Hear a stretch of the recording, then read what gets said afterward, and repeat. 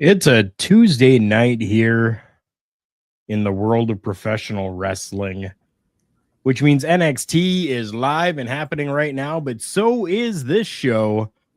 Turnbuckle Studios brings to you Turnbuckle Talk. Things are going on the screen, and I'm not even touching things. It's me. I'm Carl Carafel. I'm doing the work on my end here. That's Chris Best, and that is OMD. How we doing tonight, guys? Just fine. I think OMD is stuck in a loop again. Yep, it appears though he is. Joe, good to see you, brother. Thank you so much, brother. I said brother. Yeah, because brother is a word. Yep. Well, I like to brother my bread. Yeah. Oh God, this is how this night's gonna go, isn't it? Yeah. Good to see you, brother Joe. I was gonna say you could have been channeling your inner Brian Adams, aka Crush. I mean, when he would say brother, it always came out sounding like brudda or brother. It would that Hawaiian, that was in him definitely had done that for sure. Yeah. yeah, brother. Yeah. Oh goodness. I mean, looks like that's how the night's gonna go. Yeah, and there's no shortage of news today. Like I had a hell of a time filtering out all the stories I could find that were interesting. It definitely was a lot of stories coming out, not only from the weekend or the week that is still continuing, that is WrestleMania, but even news out of New Japan, news from GCW, news from Paradigm, news about SummerSlam. So many different things are afoot right now in the world of professional wrestling. And I need to correct myself. I'm not talking SummerSlam. I'm talking Survivor Series. That is what stories are about right now. And I mean, even a story about The Rock and how, pro Rock The Rock is of The Rock, and The Rock is The Rock, I guess. Yeah. But if you did see the graphic at the very beginning, we do have some other big things as well that are happening in the world of professional wrestling, big acquisitions, and that we're going to talk about at the end of the show. That one's a huge one that is happening, that is going to, I think, really open up the world of professional wrestling to greater heights. Agreed. Yeah, agreed there. What do we want to start with first today, though? You know what? I've got a very interesting story. Again, we talked about GCW, and this one caught me off guard because I thought he was a little bit younger than I thought. Okay. But Brodie Lee Jr., aka -1, has made his in-ring debut. Brodie Lee Jr., the son of the late Brodie Lee, can now say he has wrestled a pro wrestling match. He did so when he worked GCW's The Collective event at in Las Vegas this weekend.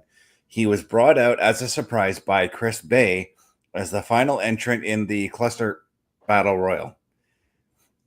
As Brodie showed up, he was given a strong reaction by the fans, as he usually actually is whenever he's on TV. Yeah. At the end of the match, the young man hit a stunner on Joey Janela and sent him over the top rope. After the match, he celebrated in the ring and did his father's pose. This marks the first of what could be many wrestling matches for the son of the late great performer. He has a passion for the pro wrestling business. He's been training for years, and it looks to have significant upside as a second-generation wrestler. And of course, as we all know, Brodie made his TV debut with the AEW in the early 2020s as -1. I'm ecstatic about this because, I mean, I loved Luke Harper, Brodie Lee, so this has me very excited.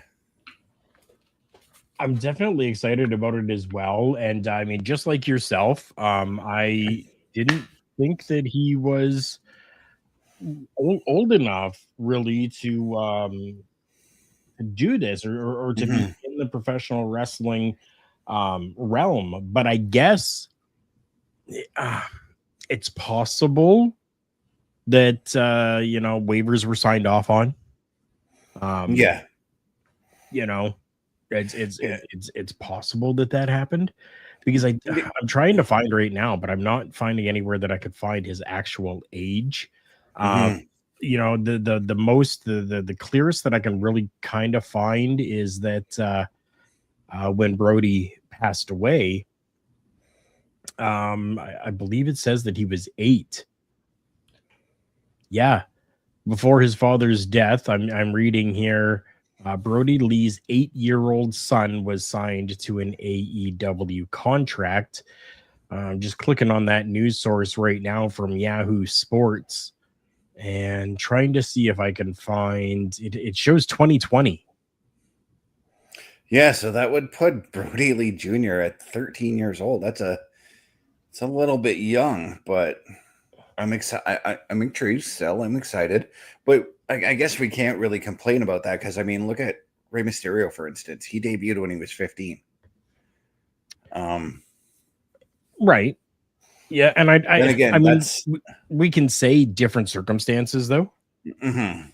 right? I was going to say different circumstances because I know Mexico's wrestling legal wrestling age is a lot younger than what the States and what Canada is. So Yeah, he is. He's 13. mhm. Yeah. Yep. Just found it. He is 13 years old Wow. and But made his debut as a professional wrestler with GCW. and that's a little bit even scarier. At least it wasn't hard. He wasn't doing hardcore stuff, but the fact that he was also in the ring with Joey Janela too. Right? Yeah. OMD, what do you think Wow. about this? I'm excited. I mean, obviously, due to the tragedy that was Brodie Lee, this is huge. This was a game changing moment for his son, a game changing moment for GCW, and a game changing moment for the wrestling world. Pun intended. Actually, no. On the GCW one, yes. That's what I mean, But dude. You're talking game change, game change, game change, game change with game changer wrestling. um, so Get it together. never. So I mean, from what you've said there, like if he's got a positive upside, then let's keep moving it forward. Let's get him training more and get him into AEW and even onto NXT, WWE. I'm pretty sure that AEW deal came to an end because he's been on more WWE programming than AEW in recent years. It's very true. Yes, Mhm. but I believe the AEW contract was to really take effect once he finished school and could train to be a wrestler. It was signed Yeah. by Amanda. Yes.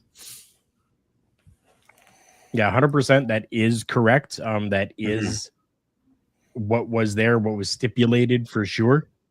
That he would train and have a contract by the time that he was ready to. GCW maybe just kind of got a hold of AEW and it's like, hey, listen, we got this. You may be a little concerned, age, stuff like that, blah blah blah. Maybe he's not ready. Let's give him a little shot here. You guys okay with that? And maybe from there they came to an agreement as well to allow him to do that, and for maybe AEW to kind of see what he is capable of and how he has grown as a learning professional wrestler.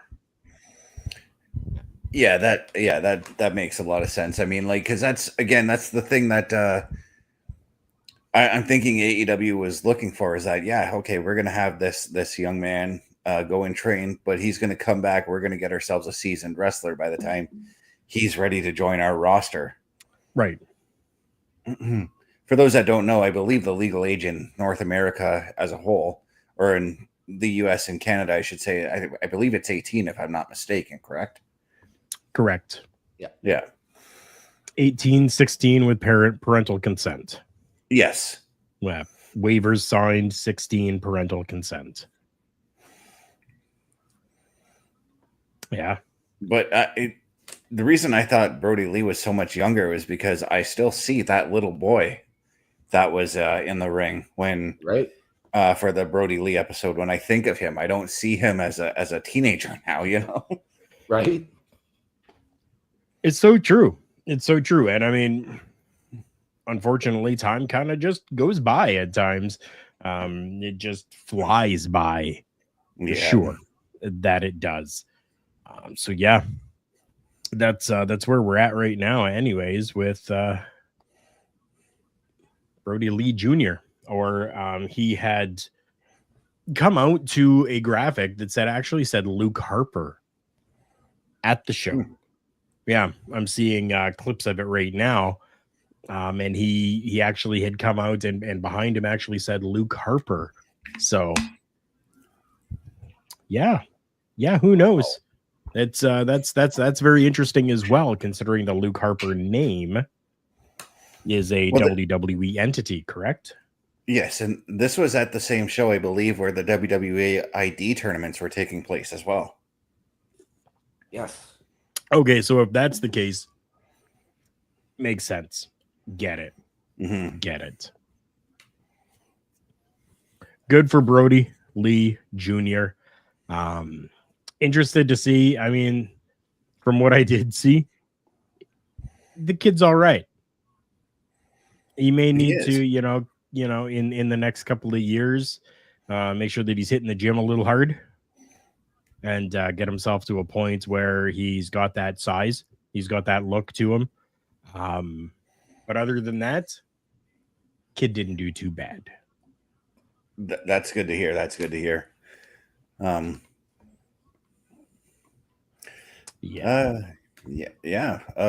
Something that is kind of bad for some, I guess.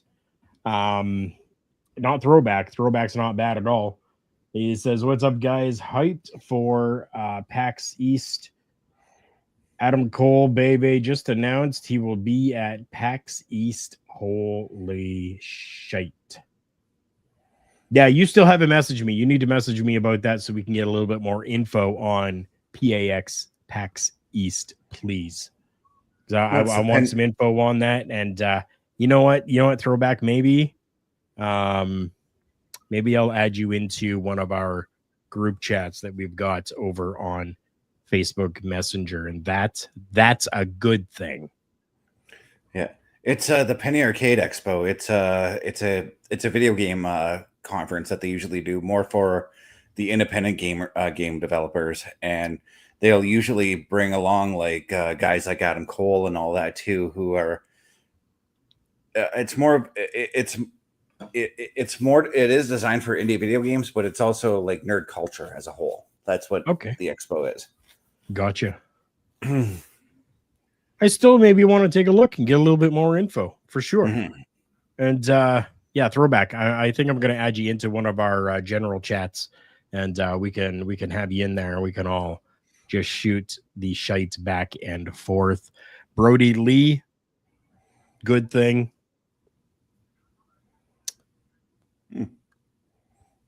Throwback, good thing. New Japan Pro Wrestling, bad thing. I got a bit of breaking news right now that I just saw in NXT, and I'm sorry I'm going to spoil it for you guys, but this weekend, everybody thought that the NXT Heritage Cup was going to be written off because of the Penn and Teller segment that happened on TakeOver. That's not the case now. Okay. Penn and Teller, they did it. They just shot an angle where Penn and Teller revealed the NXT Heritage Cup and gave it back to Lexis King. Okay. Okay. Yeah. So sorry, New Japan. We were talking. Yep. So some news from New Japan. Recent weeks, conversations have been going on between New Japan and one of its biggest stars over there. Both parties have mutually agreed not to renew Naito's contract with New Japan Professional Wrestling. Now, it's not as though it was a harsh or hasty decision that was made. They did go back and forth quite a bit with some lengthy conversations, and a lot of different things were taken into consideration. His contract ends on the best possible terms with New Japan. So we're hoping that maybe in the future we will get to see Naito back on New Japan Professional Wrestling mats, but for the time being, it's not going to happen. He is going to make all of his scheduled appearances, though, through the Dontaku series, which concludes May the 4th. And everyone is just really throwing support behind him as he goes forward. So, bad news for New Japan Professional Wrestling. Good news, maybe, for the rest of the world of professional wrestling, because this now opens up Tetsuya Naito to be able to work anywhere he wants. Honestly, that's what it is. Anywhere he wants. And there's a bit of an update as well. It's not just Naito that's leaving. Bushi is on his way out too, who is also a part of the stable. Los Ingobernables de Japón. Both men are on their way out. The rumors are flying around right now that Naito could be very well on his way to North America to wrestle. And I want him to come to NXT or TNA. I really do. Him and Bushi. Bring the both of them. Yeah, why not? I really want them because I feel like, and I hate to be a broken record on this one, but if he goes to AEW, he's going to be there for like 3 months, and then he's going to get all these big matches, and then Tony Khan's going to forget about him. True. So now what does this mean for the future for Los Ingobernables de Japón? No idea. Yeah, there is more than enough people, though, that are still within the group that I'm sure that it will continue on without any issues. I don't think we need to worry about that group. My boy Evil is still repping that group, so right. Well, this was a story that Best and I discussed a couple of weeks ago while the negotiations were ongoing. Okay. Yeah. But he's out now. He is. He is. This actually, I did see something about this a few days ago. But it was just sort of a quick screenshot of something, and it was like, okay, and it was gone. Gotcha. So, all the best to Naito.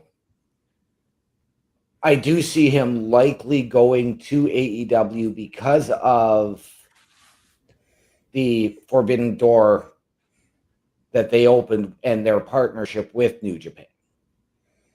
That partnership is kind of souring right now.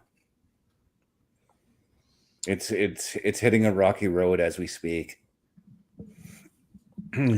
Yeah, I mean, we don't get. I mean, I personally don't get to see a lot of New Japan Professional Wrestling or AEW, so I don't know how that's going. But I do know that when that Forbidden Door was there and opened up, that it really seemed one-sided, and it really seemed very heavy for AEW and not really doing anything for New Japan professional wrestling.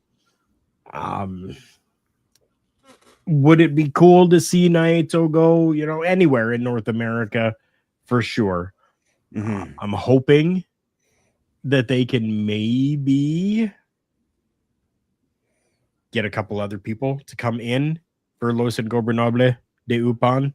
If Naito and Bushi are both leaving, that's only going to leave 4 members of the team there. Yeah. My guess is if that's the case, they are probably going to pull in or bring in a couple of the Young Dragons to join.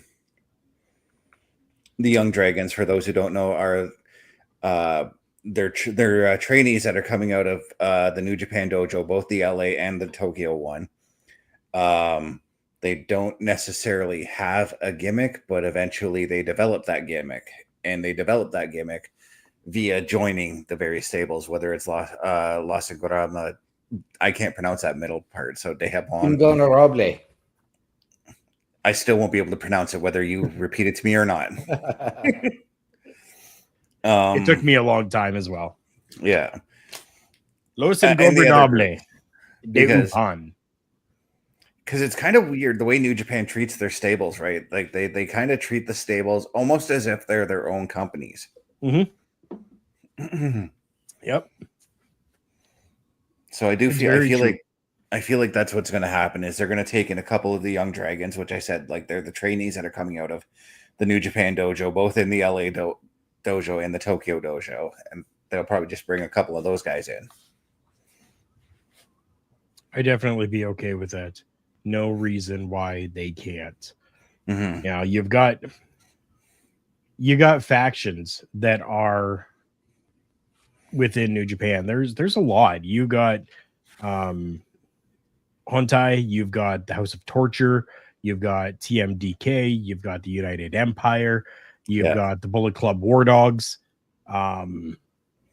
Yeah, like it's very, very interesting. And what's interesting to me is that on New Japan's website, you look at the different factions and you choose Bullet Club, and it's only got Bad Luck Fale, but they have their own subcategory of the Bullet Club War Dogs.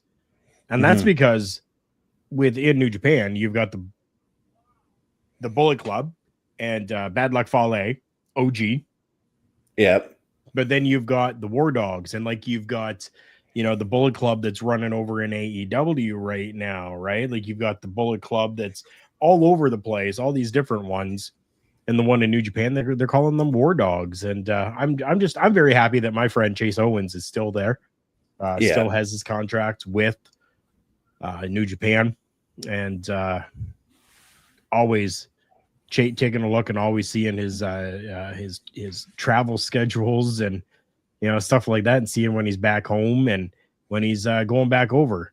And I'm very, very happy for my friend Chase being able to be part of New Japan still. So just because Naito is going to be leaving New Japan doesn't mean that New Japan is going to be going anywhere. Same with Bushi. Bushi leaves. Doesn't mean that anything bad is going to happen to New Japan. No. It just means that they're down a couple of really good professional wrestlers. And this is the second and third wrestler that they've lost this week, because Jeff Cobb is also gone from New Japan now. Right. Or within under a month, because May 4th is the last date for Naito. Yeah. Yes. Don't look too far and too deep into all of that, though. Mm-hmm. No. Because that's just contracts. I mean, and let's not forget that New Japan, along with, I think it's 9 other Japanese promotions, all fall under the United Japan Pro Wrestling banner. So Naito could go anywhere and could still show up at a New Japan show or a joint venture. Mm-hmm. That's I never thought about that. Now that, because I'm still just so used to New Japan being its own entity of things and not a part of or a collective of, right? And that still gets me sometimes. But yeah, like I never thought about that. That is very, very much so the case where it could go to anywhere that is underneath that umbrella and still maybe be making appearances. So that's the cool thing, is that pro wrestling is becoming more and more united with everything that's going on. And of course, we're going to talk about one of the big unifications later on today. Yes, we definitely will be talking about that type of a unification that is happening. Let's talk about another unification. This is one that had dissolved, but has come back together again, and has even come back together within the WWE Paradigm. If you don't know what Paradigm is, it's a talent agency. Mm-hmm. And this talent agency has a lot of superstars from professional wrestling that are underneath of them. They pay Paradigm to help them with gigs. Yes, Essentially, they're a talent agency. If you've been watching professional wrestling, if you were watching last night, you saw us all kind of freak out a little bit when we saw Rusev make his way back into the WWE.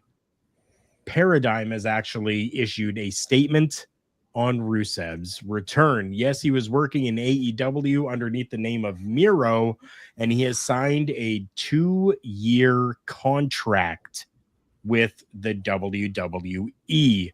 Made a surprise return last night, making his face known by brutally beating down Alpha Academy's Otis and Akira Tozawa. But there was someone else that used to be beside Rusev, and that was Lana. Now, the two of them had separated, but they have actually come back together. They have made it official. They have put the statements out there that they have come together again. Mm-hmm. And they are back together within the WWE, but in a very, very different way. Lana, or CJ Perry, has rejoined the WWE as well, but it is underneath of a Legends deal with the WWE. And I am very much so okay with that. I've had the opportunity to meet Catherine or CJ Perry, talk with her, get a photo with her.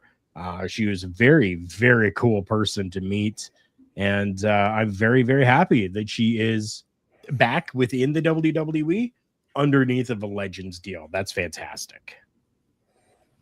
The biggest news, though, is Rusev. Yes.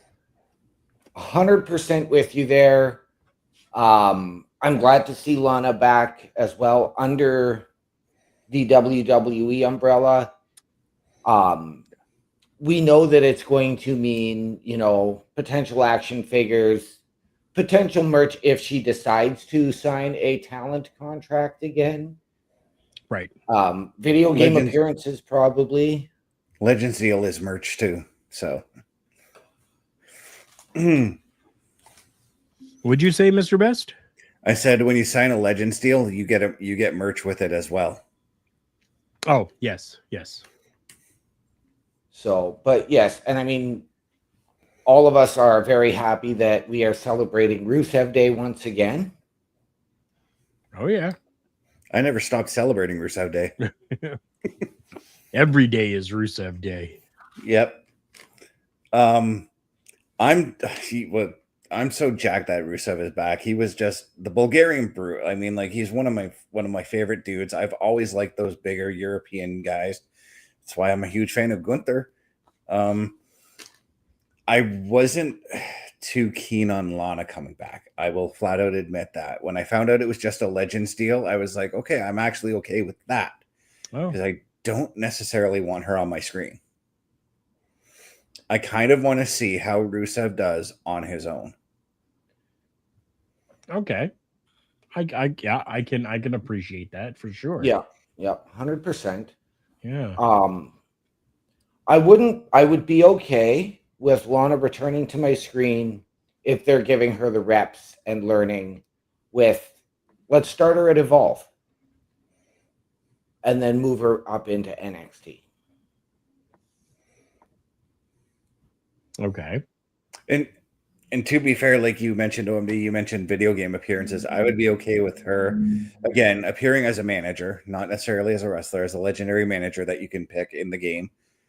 I would be okay with that if I wanted to relive some classic Rusev matches, because I get a feeling that we could very well get a mix of Rusev current and classic Rusev in those games. Yes. But I'm now so curious as to what Rusev has got planned after taking out the Alpha Academy last night.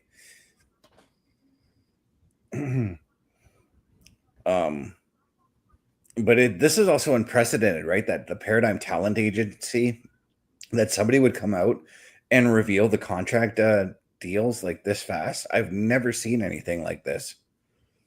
What about you guys? No. I think we did see it recently with someone else.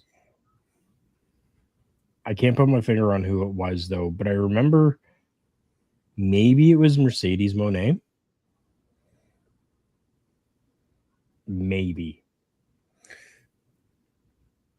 Because I know WWE likes to keep a little hush-hush on contract details, so. Right, but this is Paradigm. It's a different thing. I know that. Right, but this ain't your daddy's WWE anymore. Yeah. Right. This is a brand new WWE. That's what it is. It's a brand new WWE, right? Mm-hmm. And well, at least things are done just a lot differently. Yeah, at least they didn't reveal how much Rusev is getting on this contract. So. Right. I mean, let's not forget that CM Punk just came out and said that they're negotiating and they're trying to offer him a 5-year deal. Oh,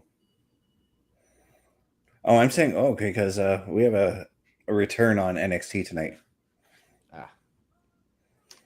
I'm not spoiling it until you guys watch it.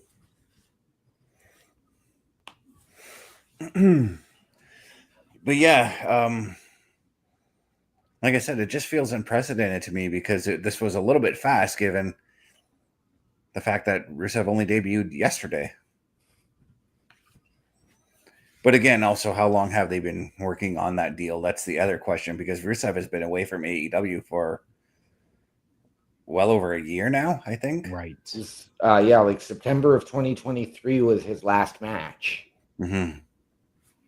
And reportedly, he had turned down 6 or 7 different potential return opportunities. Well, it's like I told you this, OMD, about what I said about Rusev when he got released from the WWE, and I found out he was signing with AEW. I said he wasn't going to be happy there, and I was right. Because he's flat out expressed how unhappy he was with everything going on there. Yeah. Which makes sense. I mean, if you're going to get promised certain things and then it doesn't happen, doesn't come to fruition, then of course, you're going to be unhappy in those types of situations.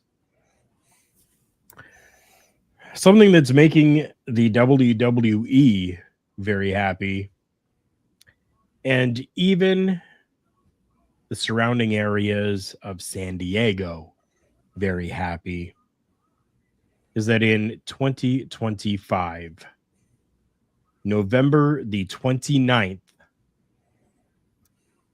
marks the first time Survivor Series will be held in a stadium. That now makes, as I believe you, Mr. Best, mentioned last night, the 4 big pay-per-views now have all been done after this one in stadiums. Is that correct? Yep. And if they continue with this, I'm all for it, because I've been saying for years after the Royal Rumble got its stadium show, I'm like, it's time to put Survivor Series in a stadium. The show itself is going to be happening at Petco Park in San Diego. And it just seems to be the perfect host for a historic night, says WWE Hall of Famer and Chief Content Officer Paul Triple H Levesque. He said that in an official statement. It gives us a official statement. It says San Diego Padres even putting out an X post saying that at Petco Park is set to become the first ever stadium to host the WWE Survivor Series on November 29th. You can register for pre-sale access at padres.com/WWE. This is huge. I mean, 2025 right now seems to be the year of history making events for the WWE. Goodness. One of my favorite things about when they do the stadium shows is having a look and seeing how the setup is done. Petco Park has a very interesting arrangement. Mm-hmm. I cannot wait to see what they do with that stadium. Right. And I'm wondering, how are they going to hang the War Game structure? Oh, they're probably going to have that canopy that they usually hang over WrestleMania when they do outdoors. That'd be my guess. Yeah, mine as well. I was just going to say, we just watched WrestleMania, right? WrestleMania had that big thing that was over top of it. No reason why they can't build something like that to be able to hold that cage for War Games and then be able to lower it down. I'm going to suggest this one as a long-term foreshadow. This being San Diego, do we get Rey Mysterio's last match at Survivor Series? No. Does he retire? No, but Rey Mysterio will more than likely be in a high-profile match on this show, and I would have to assume Dom would be as well. Yeah. I can honestly see everything being revolved around Rey Mysterio. The promotions being revolved around Rey Mysterio, all of the talk shows and the different things around Rey and Dominic. Okay, Dominic is going to be the future Mysterio within the company for sure. He's just won the Intercontinental Championship. Daddy's held the Intercontinental Championship. Well, Rey Mysterio has won and held the Intercontinental Championship as well. You know what I mean? Yes. You know what I mean? Yep. You know what I'm talking about, Mean Gene? That's we know where you're going. He's the future Mysterio that's going to be there.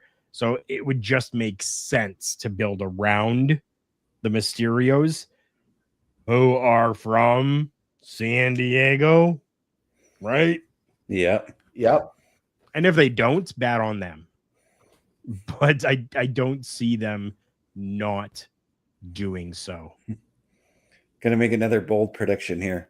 Pete Rose comes back and he's the San Diego Chicken. Oh, very interesting. You really think that could happen? No. It would take some sort of sorcery to do that. All right. Although it would be pretty cool to see, something, happen that is like that, right? To answer Parrish's question, he's asking, did Rey and Dom become the first father and son combo to win the IC title at Mania? Yes, they did. Because as we know, Rey pinned JBL to win the title. I believe it was like WrestleMania 25. And obviously the victory from Dom this past weekend. But I'm very excited about this. Like I said, I'm a stage guy when it comes to these pay-per-views. I'm very intrigued to see what they do with Petco Park, because like I said, that is a very interesting stadium. It's got a very interesting setup, and it's going to be a completely outdoor Survivor Series. So I have a little bit of worry because of the fact that it is going to be on November 29th. It's going to be a little bit in the cold. So I'm hoping that Triple H smartens up from WrestleMania 40. The wrestlers complained a lot about the cold there, and they bring the heated ring for it. I mean, definitely that would be a smart idea, but San Diego is also in California, though, so I don't know what the temperatures are like in November for California. Yeah, I don't either. Mm-hmm. I've never been there Me at that neither. time, so I cannot tell you. How do I go about this? I think I want to go over something that we talked about, Petco Park, San Diego. And yeah, for sure, they are going to be using the Mysterios, right? Yes. Little known fact, but Adam Pearce has experience in being a Padres PA announcer. Never full time, but some experience. That's cool. That's cool. It's Booyaka 6-1 fine as weather is considered. Good to know. Definitely good to know. Petco Park, San Diego, using the Mysterios to their advantage. We just came through WrestleMania. WrestleMania was in Las Vegas. But there was the exclusion of someone from WrestleMania. I just want to go through a small little portion. You guys can go and find this on your own afterwards. Okay. A promo was done by one of my favorites, by somebody that I think needs to be shot to the freaking moon. And he says during this promo, I never asked to wrestle Randy. I never asked. It happened organically, and you ignored it for a viral moment. And good on Joe, meaning Joe Henry. Nothing against them, but you ignored it. And the crowd told you exactly how they felt about me on SmackDown when I was eliminated, and you ignored it. Become undeniable, my ass. My ass. You want a viral moment? On behalf of all the true fans of professional wrestling, guy with the suit and tie in the truck, go F yourself. That's from Killer Cross. I understand the frustrations that are there. This promo that came from Karrion Kross felt so damn real. Was it? Or was this to further story and to push Karrion Kross? You guys, have you seen this promo that was done yet? I have. I've seen it. I've seen bits of it. I've even read the transcript. It very much feels like a Killer Cross promo. So it feels like there is a bit of realism to it, because I know a lot of wrestlers who don't get to be on Mania get frustrated. I mean, Bailey was. I had heard she was upset about not being put on the card until they explained that, hey, we want to do this story with you. Right. Sami Zayn last night said he was upset he couldn't be on the card. But I feel like this is Karrion Kross coming into his own finally. And I mentioned this on Sunday when he came out to help AJ. I'm like, I really like what they're doing, that they're finally doing something with Karrion Kross. I mean, as OMD usually points out, it's been a lot of start-stop promoting the guy. Now they're just like, you know what, screw it. He doesn't need a group. We're just going to push him on his own, because it seemed like every time they tried to push him, he was building a stable. So, right. Yep. Yeah. No, I think that I think this is a combination of both. I think this is far more real and far more a shoot than a work. I know one of the phrases I've heard for this was the modern day pipe bomb. but it's also, you know, Karrion Kross has gotten himself over organically. And we're starting to see that Zack Ryder momentum. Mm-hmm. Except we're not going to see Kane throwing him off of a stage at any time soon. No. Oh, we might. No, we're not. Know. But I think no reason why Kane can't be signed to a Legends contract and just come back to do that. You never know. Yeah. You never know. And the fact that he closed it out with saying this is Killer Kross. Right? Right? But no other mention on WWE at all about Killer Kross right now. It's all been Kross or Karrion Kross. Mm-hmm. Right. And did either of you guys see his match at Bloodsport? No. I have not seen the match yet, but I saw a little before the match, and man, the dude was fired up. I saw the before the match after I had already seen the result and the end of the match. Right. And he was even announced when he was announced as the winner as Killer Kross. Right, but that was Bloodsport. So totally different and that was Bloodsport. So totally able to use the Killer Kross, right? Not able to use Karrion Kross because again, that is a WWE entity, right? Mm-hmm. Just like Natalya is a WWE entity, but Natty or Natty Neidhart is not. Right. Now we saw Natty at Bloodsport as well. Mm-hmm. Mm-hmm. Yeah, and she basically went back to her indie name too, which was Natty Neidhart. Right. It still blows my mind that we're even talking right now about superstars within the WWE that are contracted to the WWE and then working Bloodsport and then working outside of the WWE. That still blows my mind. Yeah, we talk about like all these terms and deals with WWE has with other companies. I haven't been able to find any information on what this deal is that they've got with Josh Barnett. I haven't either. But like legitimately, I have searched. I have tried to find anything.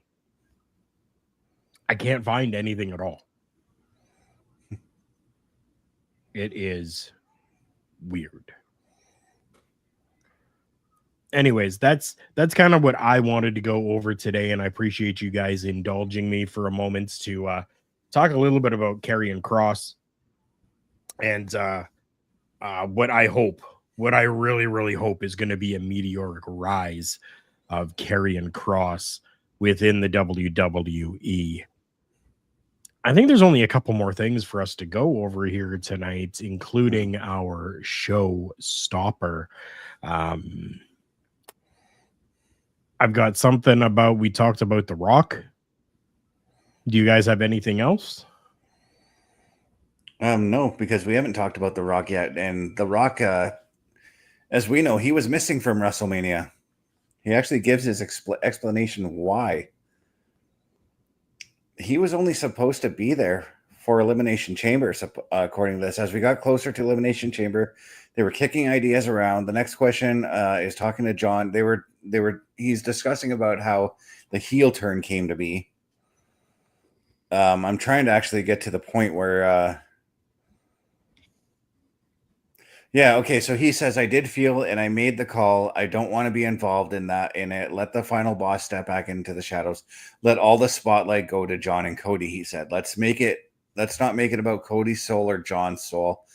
Let's let them do what they do. He called John after Elimination Chamber, called Cody and said, I think the final boss work is done. We've established it. We just pulled off the greatest angle in the history of professional wrestling other than Hulk Hogan turning heel, which Yeah, that both angles were great. We have 6 weeks now. Let's build. You guys go and crush it. So he was just there as the catalyst to turn John heel. Right. Simple as that. Does it make sense? Not really now that he did that, because you still could have had John turn heel without The Rock or Travis Scott there. Yeah, I could understand without Travis Scott there, Mm-hmm. but I think using The Rock was a very good idea.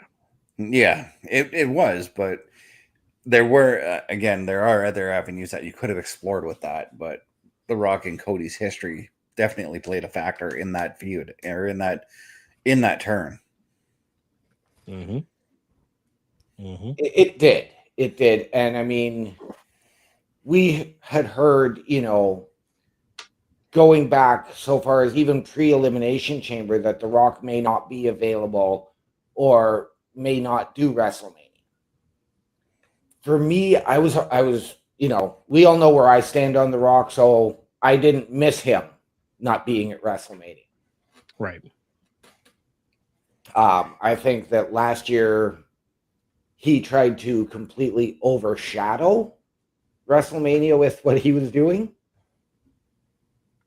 So the fact that this year we didn't have that involvement, I don't think we needed Travis Scott getting involved in the main event. It would have been probably a little bit better had there been somebody different, rather than just somebody who's a rapper and wannabe thug. The WWE has acknowledged him though, and advocated for him, and even given him, for some reason, a hardcore championship. Yep. Yeah, but Because again, of the Cactus Jack crew. Yeah.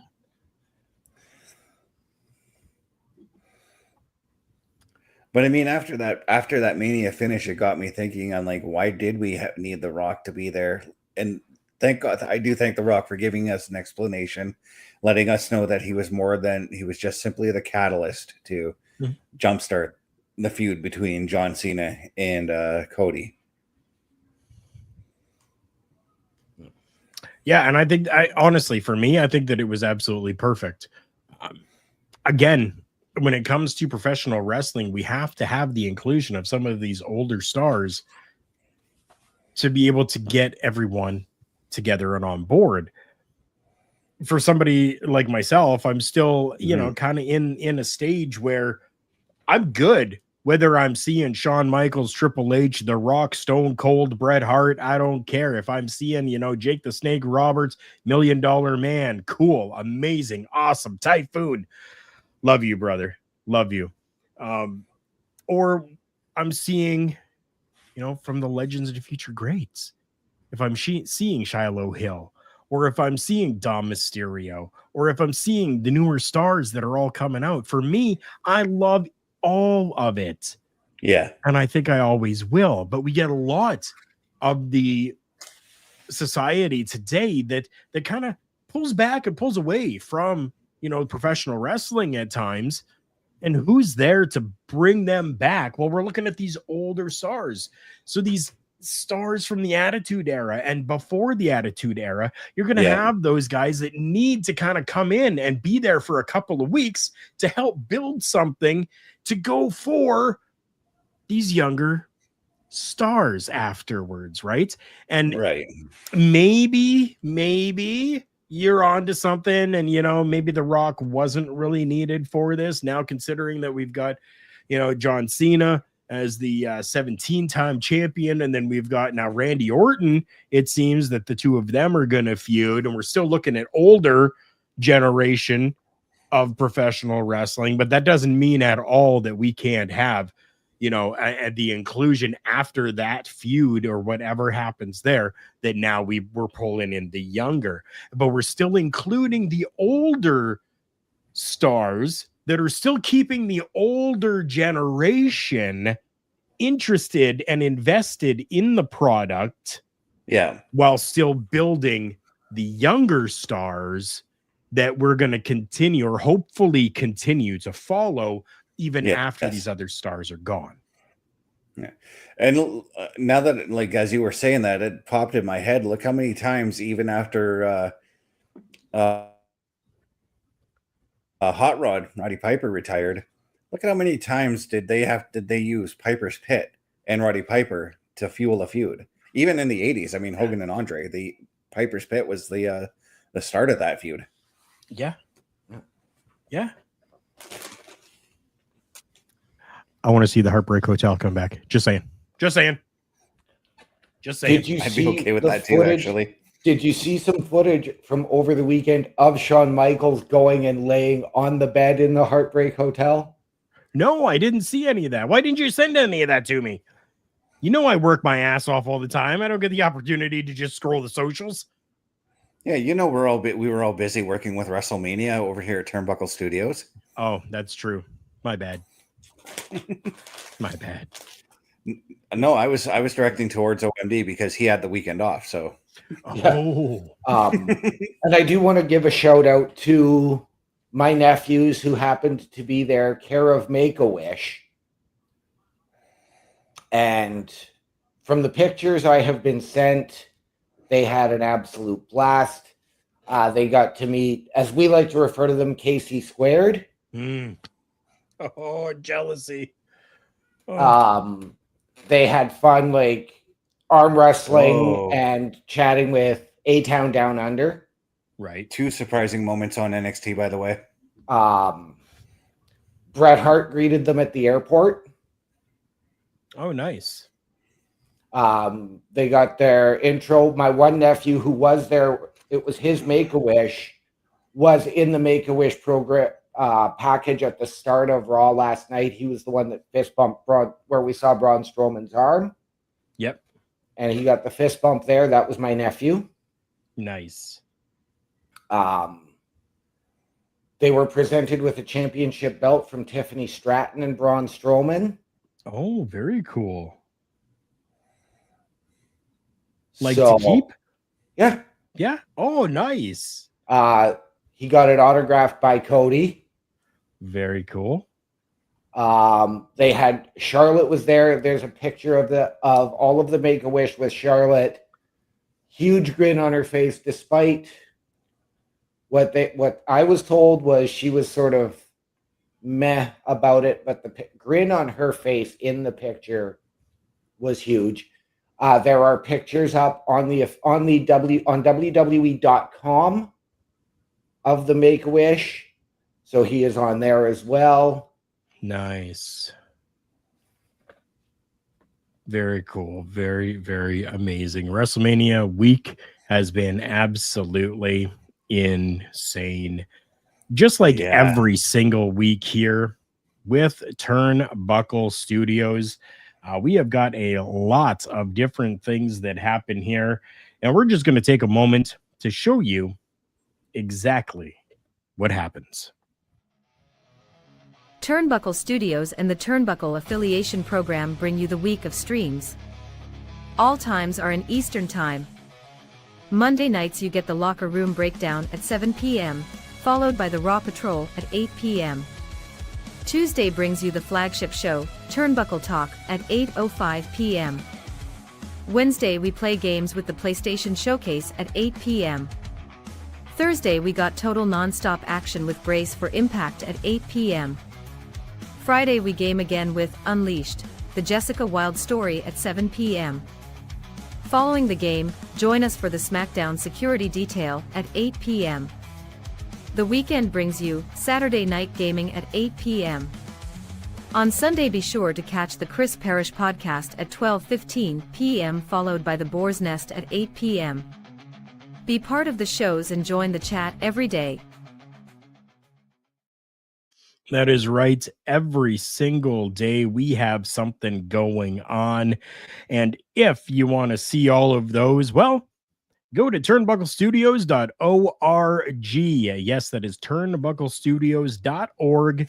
That is our little place on the internet that you can go to where you can click on each show that you see, and then that will take you right to the desired place for each respective show. So go and check out turnbucklestudios.org, and you will be able to find all of the shows right there. Click on your favorite one. Make sure that you're leaving a thumbs up, a like, a support, anything that you can do.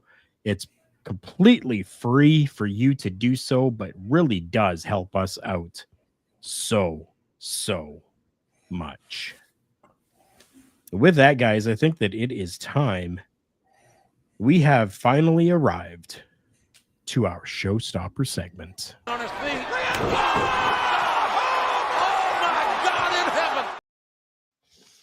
Oh my God in heaven is right. We have finally made our way to the showstopper here on Turnbuckle Talk. This one is huge. Something that I didn't think would ever happen. But we have seen wilder things happen. We talked earlier about New Japan Professional Wrestling and how New Japan has actually, now underneath an umbrella of a bunch of different Japanese companies, all underneath one banner. It looks like the WWE is going to host a very hot crossover event very, very soon. That's going to be happening in June. Mr. Best, what information can you give us on this right now? Yeah, you're talking crossovers. We just saw another crossover happen on NXT, and I'm not going to say anything, but TKO Group Holdings continues to expand with one of its flagship properties, the WWE announcing the acquisition of the Mexican Lucha Libre promotion, AAA.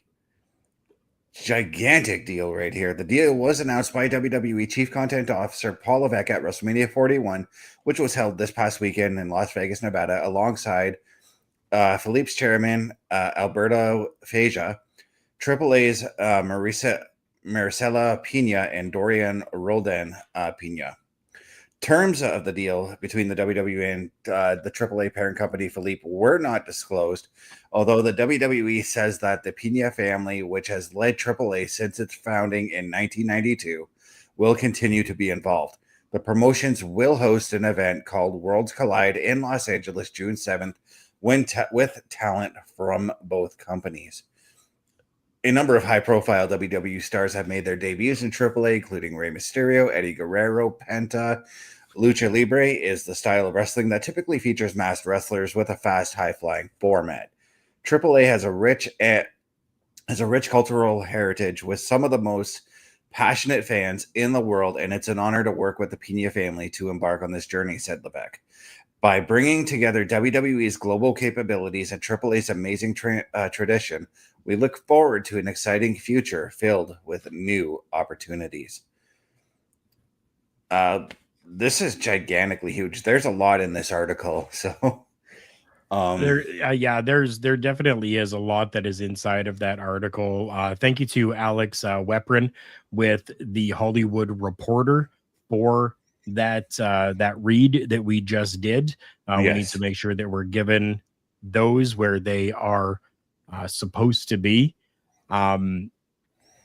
It's absolutely insane what is happening with TKO right now and the WWE and what they're doing. And I mean, TKO, they've done a lot. They've come together with and acquired professional bull riders on location and IMG from its controlling owner Endeavor. They're also trying to get into boxing as well in Saudi Arabia with the Saudi Arabia's General Entertainment Authority. Yeah. So like TKO is becoming absolutely humongous at this point, and to see that they have been able to acquire a deal with AAA, and so it can be a little bit confusing. But TKO took the WWE with a major buy. Yes, a buy of AAA.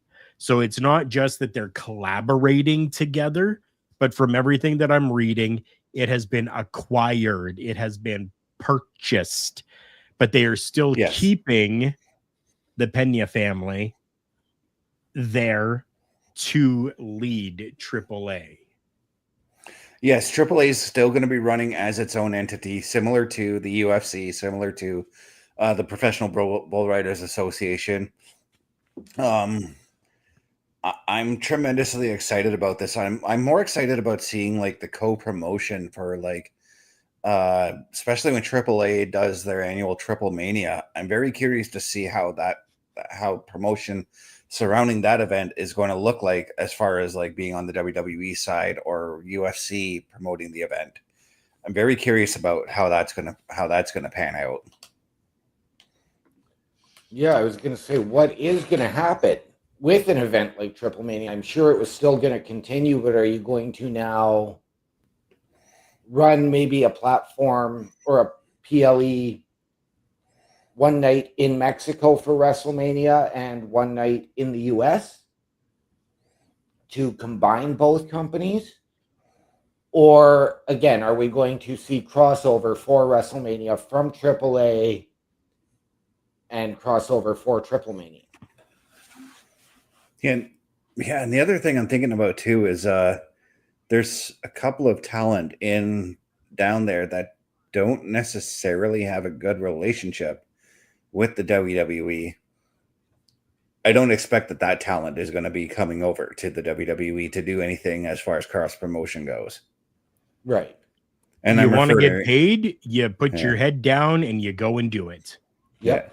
Yeah. I'm of course referring to Alberto El Patron. Right. And he's like, to his credit, I'll say this, he has stated that he wants to make peace. He wants a final run. Mm-hmm. But I can also understand the hesitation on WWE's part, especially given his recent actions.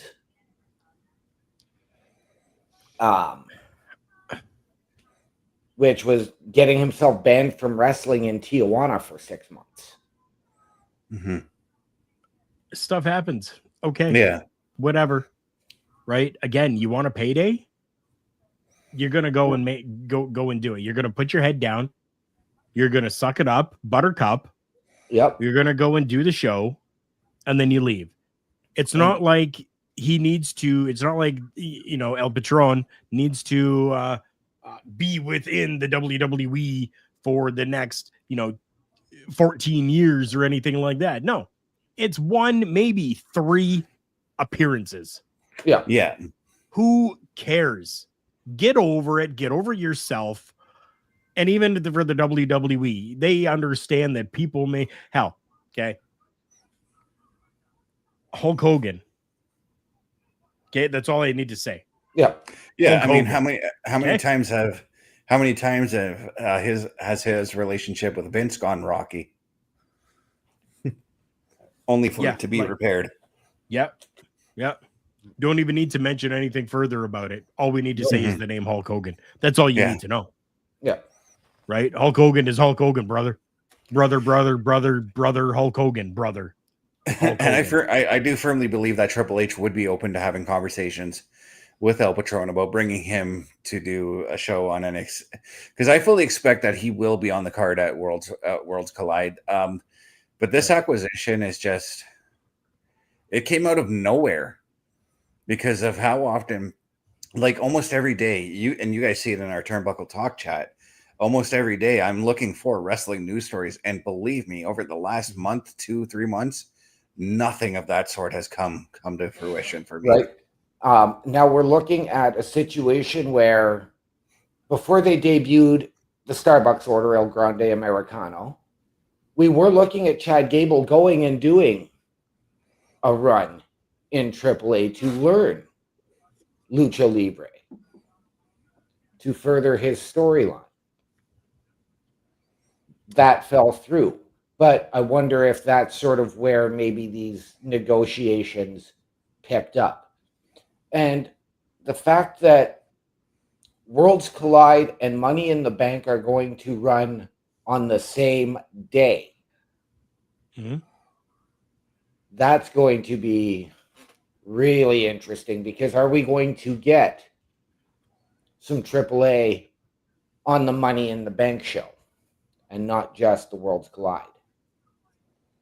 At this point, I doubt it. I think that we're Yeah. going to have that definitive separation between the two, because they need to have a feeling out process. They need to first gauge how the North American fans, the upper North American fans, let's say, are really going to take to seeing a lot of lucha libre style wrestling. Yes, they've gotten some. They get it with like Penta right now, with Phoenix right now. They've gotten it with Rey Mysterio, right? But a lot of them aren't familiar with, like Mil Mascaras, right? Or Blue Demon Jr. or any of those. And that is Or even, yeah. Lucha Libre wrestling, right? Yeah. And that's where, like, I firmly think that when you do the Worlds Collide, I firmly believe that the build should maybe be between both promotions. I'm not sure how AAA does it anymore. Not sure if they have a weekly show. Maybe they do. But how cool would it be if we saw, like, in that build up, we see an invasion kind of angle from both sides, where we have AAA invading NXT, NXT invading AAA. Right. And then through that, maybe you can do vignettes that showcase all of their talent, like Vikingo, for instance. I know a lot of people actually are familiar with him, but a lot of people who are your part-time fans, like the ones that we did see at WrestleMania, weren't too familiar with Vikingo. So, Right. See, that's what I'm saying. Like, I mean, we're going to have that definitive separation at first for a little while, so that we can get the fans accustomed to the style of lucha libre professional wrestling. yeah, It's not something that you can just kind of throw somebody into and just be like, hey, this is lucha libre, just here you go, this is it, and you have to enjoy it. It takes a little bit to get used to be honest. Now, if this was done, say, during the Attitude Era, if the WWF had done it then, I firmly believe that we would know who these Lucha Libre stars are, because, I mean, most of them went to WCW anyways to work in the Cruiserweight division. That's true. Yeah. But I'm very excited as to which talent we're going to see, and how this possible crossover could work. Can we even see, like, personally, I kind of want to see an NXT, TNA, and AAA triple threat match now. Right? One of the interesting names that I have heard that is going to be going over to help lead the creative in AAA for on behalf of WWE is Jeremy Borash. Okay. Yeah, I can understand that. Mm-hmm. Well, I mean, he's familiar. He's familiar with the Lucha Libre stuff. One of the things I think about too is, and Parrish pointed this out when we were talking off stream one just a couple nights ago. This could be WWE's way into Mexico to actually do a PLE with using their main roster as well. That's a very smart thing. Yeah. Because Backlash, originally, we all thought it was going to go to Mexico, but they pulled out because of, Mexico not exactly being a very safe place for regular Americans to go to. Some areas of Mexico. We can't paint them with an entire brush. Mm-hmm. Yeah. It's very interesting. Anyways, we're seeing all of this happen. We're seeing TKO coming in. They are making waves, with all of the holdings that they have underneath of the TKO branding, and really doing good things and really helping out, especially somebody like the WWE, to get these connections and to acquire these different companies and to do all of these different things. And I think that as a whole for professional wrestling, this will be, in the end, a good thing for everyone involved. as long as we still have competition of sorts around, right? Which for right now we still do with AEW. AEW is still there, and they are still working, and they still have a really big fan base. Don't get me wrong. AEW still has a huge fan base that is there of people that enjoy their product. And I think it's fantastic. We need to keep that alive so that we can have this competition, right? So we can't have TKO holding absolutely everything, because then it's just not going to work, I think. Yeah. But for right now, I'm very happy and hopeful with the future of professional wrestling. Yeah, and this is actually a very good financial move for AAA, because from what I remember, AAA's business has been kind of down lately. CMLL has been kind of taking over everything. Mm-hmm. They've become like the WWE in Mexico to AAA's AEW, because AEW, yeah, they do have their fan base, but business isn't looking so good for them still. Right. AAA, this was a smart move by them, I think, and I really do hope that this is going to lead to something bigger for that promotion. I think that it definitely will. We want to talk about big things happening. Well, with us at Turnbuckle Studios, not only have we gotten our own domain name of turnbucklestudios.org, but we also have our own shop. We have got our Redbubble account. That is carlcarafel.redbubble.com. That is where you can go for amazing merchandise, where very soon you will be able to even purchase your very own Aldo Montoya, the number 4 HOF. That's right, Aldo Montoya for the WWE Hall of Fame. We want to see it. You all should see it as well. And maybe very soon in the near future, you're going to be able to purchase your very own Aldo Montoya 4 Hall of Fame merchandise. With that being said, Mr. Best, please indulge the people. All right. If you guys want to find me, I'm assuming you're giving my social media stuff out, Carl. There it is. I'm lagging slightly. All I saw was the Redbubble stuff on my side. But if you want to find me, you can look for me at my link tree, lanktr.ee/Chris_best83. Look for myself in OMD tomorrow night as we do the PlayStation Showcase. What game we're playing, I don't know yet. He has no clue. OMD. Ladies and gentlemen, if you're looking for me, you can find me at my link tree, linktr.ee/OMD show. And as Mr. Best just alluded to, you can catch myself with him tomorrow night on the PlayStation Showcase. To you, Mr. Carafel. And for myself, I would much prefer if everybody went to turnbucklestudios.org.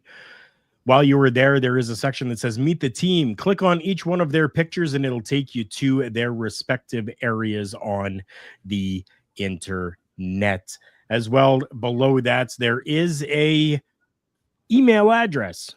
You can send us an email if you have questions, information, or just want to message and say hello. You can do so as well. Make sure that you check out our new home on the internet at turnbucklestudios.org. For Chris Best, for OMD, and for myself, Carl Carafel, this has been another edition of Turnbuckle Talk. Remember, everyone, the world's a scary place. Take care of each other.